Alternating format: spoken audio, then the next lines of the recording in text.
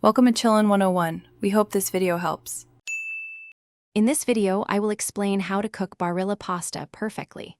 First, select a large pot to ensure ample space for the pasta to cook evenly. A good rule of thumb is to use 1 liter of water for every 100 grams of pasta you plan to cook. This generous amount of water helps prevent the pasta from sticking together. Finally, add 1 tablespoon of salt for each liter of water to enhance the pasta's flavor from the inside out.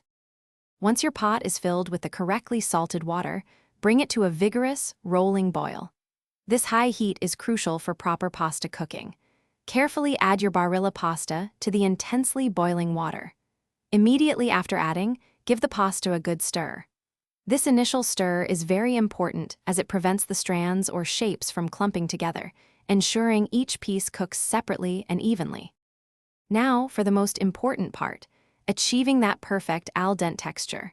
Always refer to the Barilla package for the recommended cooking time, as this can vary by pasta shape. Begin tasting the pasta 1 or 2 minutes before the suggested time. Al dente means the pasta should be firm to the bite, offering a slight resistance without being hard or mushy. This ensures a delightful texture in every mouthful. Once your pasta reaches the desired al dente consistency, it's time to drain it quickly using a colander. Remember, do not rinse the pasta with cold water.